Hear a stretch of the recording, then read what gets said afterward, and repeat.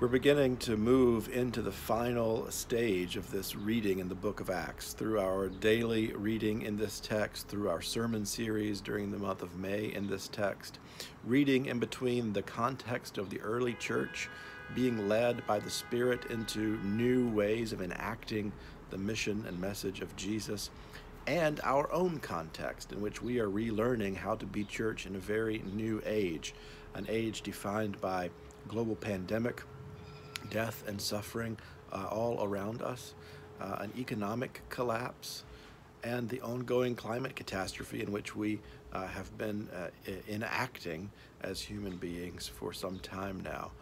This is truly a new era in which we are discerning how to follow the way of the Spirit.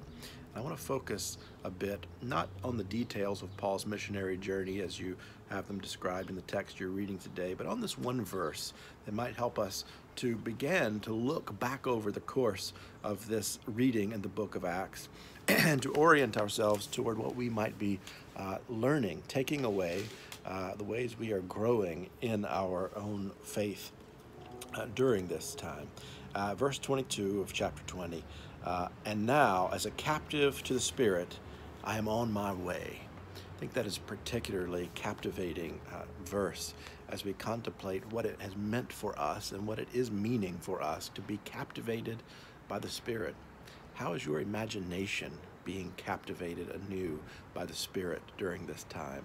How are you learning new ways of following the Spirit's promptings during this time?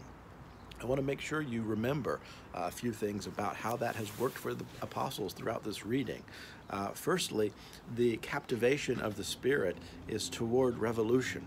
It is moving the disciples in the way of the revolution that Jesus began, that the Spirit is continuing through the early church.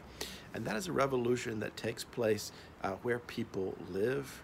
It is an embodied revolution that takes very seriously the bodies of people who are suffering the effects of the system in which they live.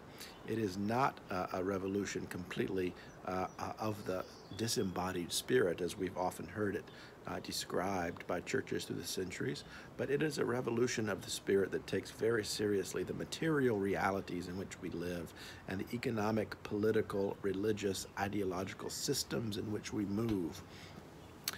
It is, as we've heard in verses a few chapters ago, a way of seeing the Spirit turning the world upside down through the work of those who are followed by the Spirit.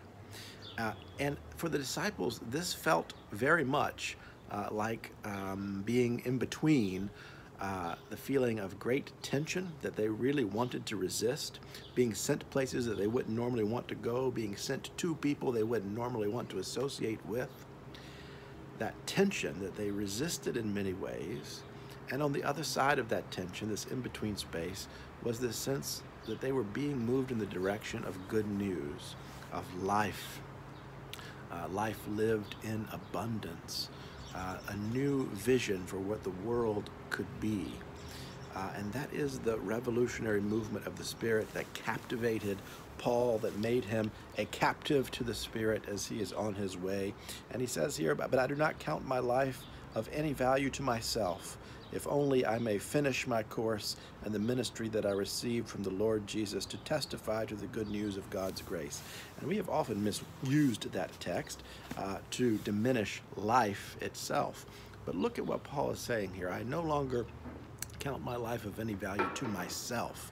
My life is of value as it is bound up in the life of God, bound up in the revolutionary movement of the Spirit, and it is living through that captivity to the Spirit that Paul now sees as the most meaningful way of living out his days. And we will see those days progress in the following few chapters that we have left this month. And I want to ask you to really think about this question very prayerfully, very discerningly in the coming days.